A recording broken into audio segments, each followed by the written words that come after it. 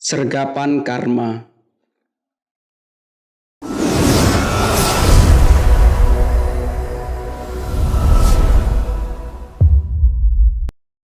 Apa acaramu hari ini, Le? Ada seminar di kampus, Mi. Habis itu ke kantor. Sore mampir kafe seperti biasa.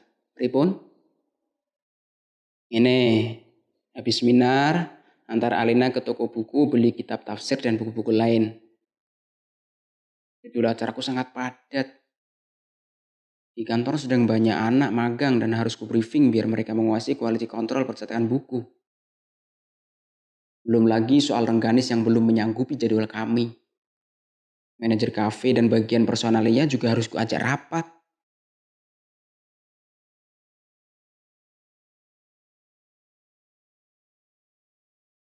Diantar Kang Sarip gak apa-apa ya kan, Rin?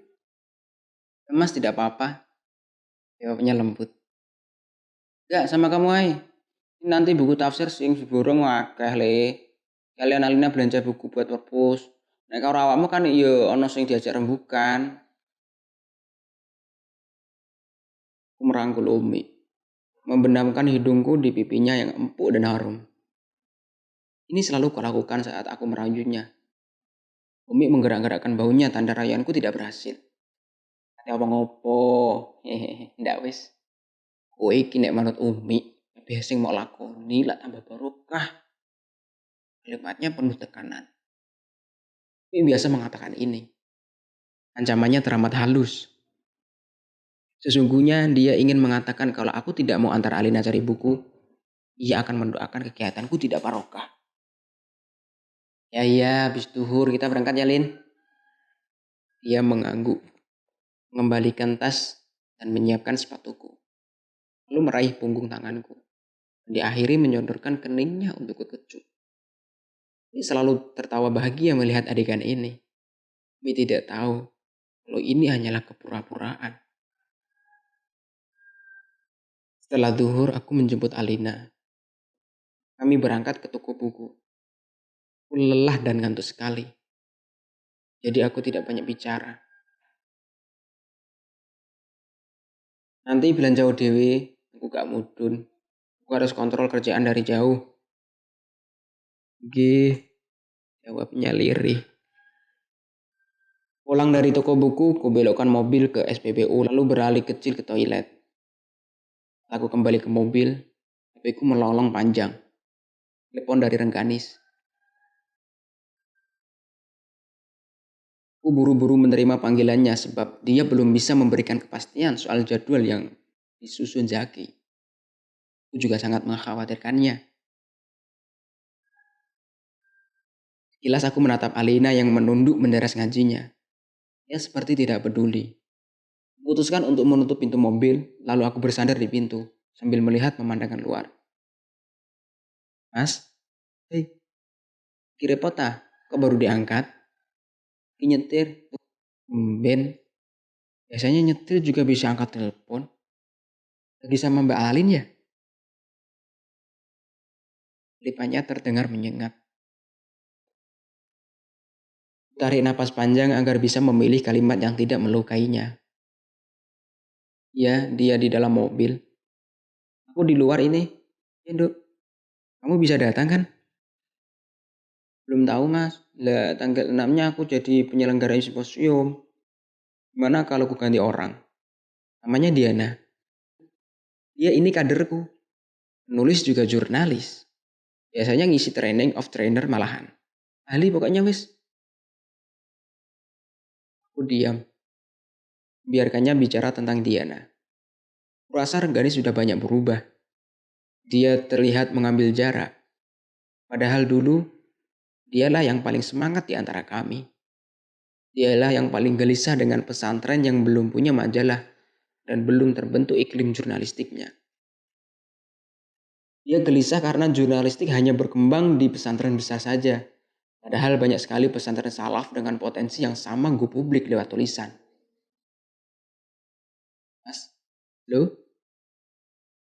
Wes gini, kalau kamu nggak bisa, tak cancel saja.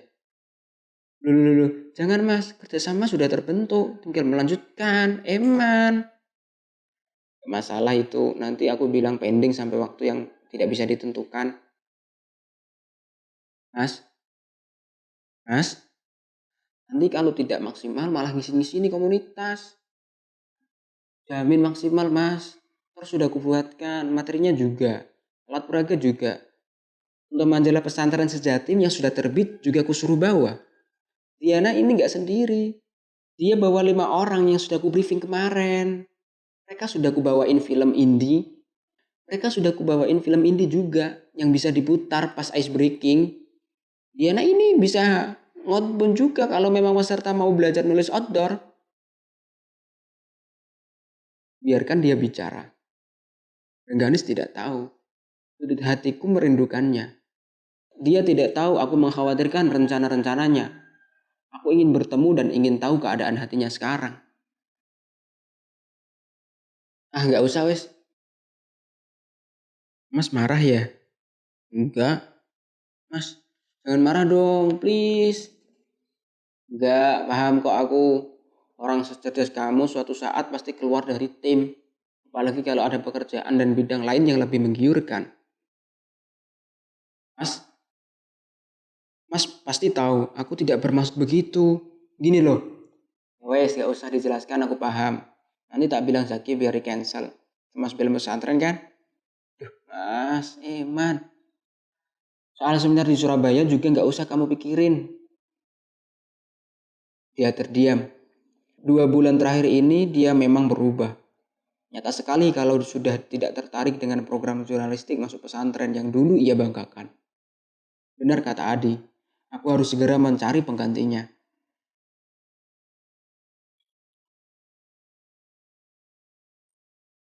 Tapi bisakah aku bersemangat tanpa melihat senyumnya? Bisakah aku maju tanpa omelan dan ocehannya? Bisakah aku tenang tanpa kehadirannya dalam seluruh rangkaian aktivitas kami? Ya deh, aku usahakan bisa datang. Zaki suruh jemput ya mas. Kalau aku datang, nanti aku memang jadi berangkat. Mungkin kami gak bareng sih. Aku berangkat dulu, aku belakangan.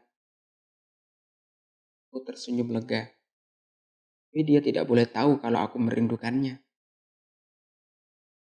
Zaki biar jemput anak buahmu, kamu aku yang jemput. Kalau gitu, aku minta traktir es krim. Es krim ketan hitam. Ya, senyumku mengembang. Gadis selalu punya cara menghapus kemarahanku. Terus antar aku makan steak. Mas pasti sudah siapkan rentetan kalimat amarah. Jadi aku harus siap amunisi. Biar nggak lemah, letih, lesu kalau mas marah. Biar strong aku. Aku tergila. Terus antar aku ke penginapan. Tapi mas nggak boleh masuk. Aku kan bukan istrinya mas. Wali. Udah apa, Duk? Wali itu benar. Itu tertinggal-tinggal. Walaupun sarkasnya mengiris perasaanku. Apa lagi? Aku bertanya gemas. Gak wes, gak ada. Mau minta antar ke 9 pesantren itu kok kayak gak sopan dan aleman. Minta sang aja yang banyak. Boleh ya Pak Bos? Tergila lagi. Suaranya selalu renyah dan entah kenapa selalu membuat hatiku berdenyar bila ingat senyumnya. Gadis memang juara satu dalam hal menyembunyikan luka. Ia tetap tegar, padahal luka perpisahan kami sangat membuatnya limbung. Oke, Nduk. Kabari kalau lusa berangkat. Kami semua nunggu. Coba HP lu. Gak mas, gak. Tapi sepertinya ini event terakhirku deh. Aku langsung terdiam. Dia juga tidak bersuara. Kami butuh beberapa detik untuk mendengar kesunyian masing-masing. Sesuatu yang aneh menjalar di hatiku. Gak usah bahas itu.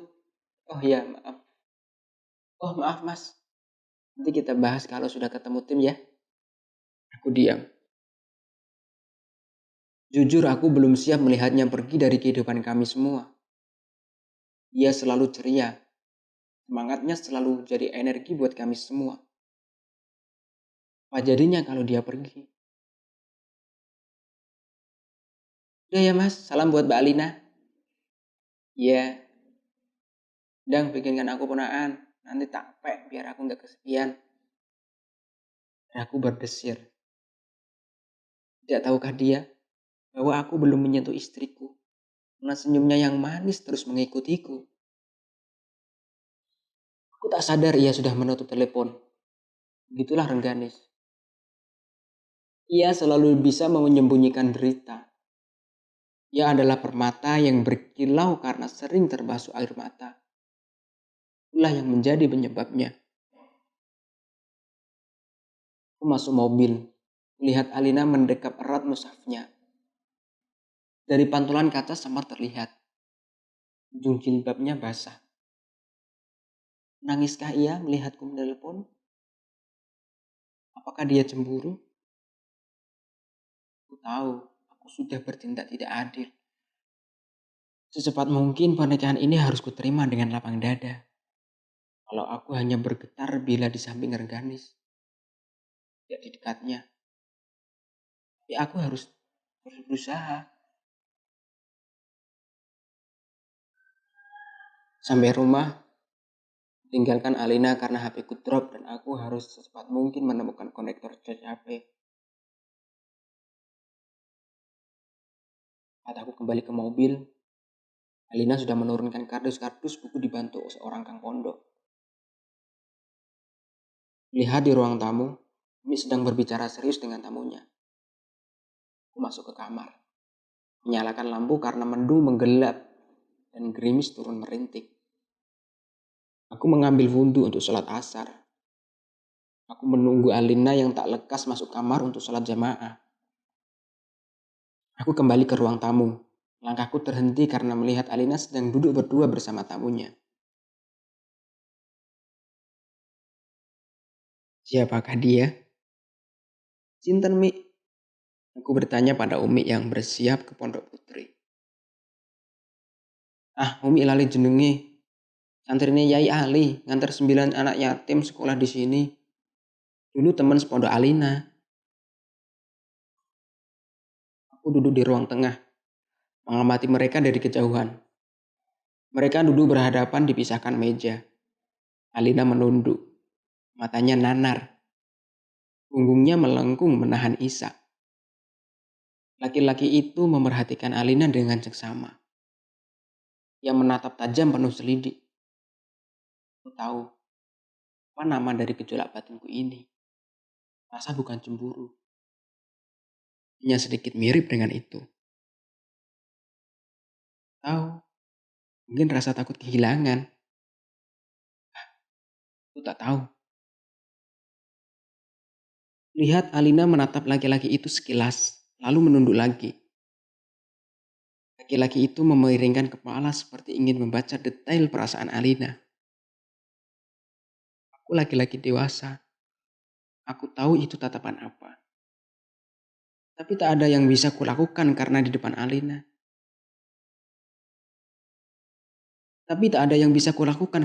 Alina. Aku sendiri justru ratusan kali menelepon Rengganis. Hujan semakin deras. Putuskan masuk ke kamar untuk sholat sendiri. Melihat mukena Alina tergeletak, lalu ingat bahwa dia sedang duduk berdua bersama tamunya di ruang tamu. Hatiku terasa kacau. Tidak ada lagi bayangan Rengganis yang bisa aku ingat. Hanya Alina yang berkali-kali kulukai.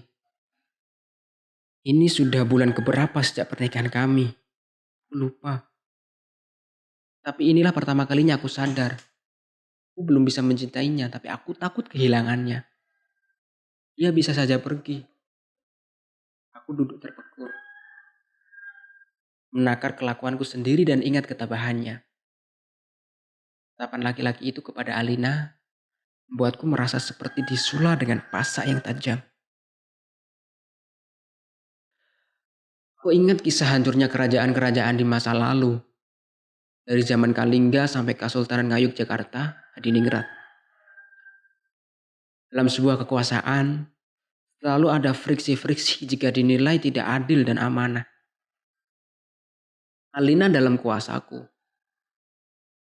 Tapi aku sudah tidak adil dengan menganggap perasaannya tak pernah ada. Ketidaknyamanan yang kubangun bisa saja memicunya melawanku suatu hari kelak.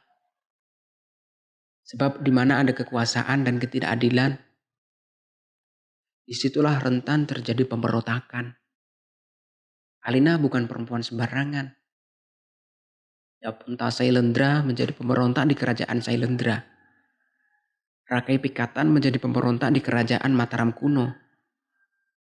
Haji Wurawiri menjadi pemberontak di kerajaan Medang. Jaya Katuang menjadi pemberontak di kerajaan Singosari.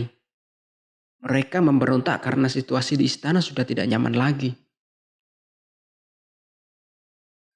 Oh Alina, kenapa aku bisa lupa bahwa dia adalah perempuan cerdas? Bisa saja berbalik arah dan melambai pergi kalau aku terus menyiksanya. Daun pintu terbuka. Alina masuk dengan wajah sedih. Air matanya mengalir deras. Ia berdiri di tepi jendela. Mobil tamunya lewat. Tangannya mengepal sebentar lalu membuang selari kertas. Lalu kulihat ia menutup jendela sambil tergugu. Rahangku mengeras. Kulihat untuk pertama kalinya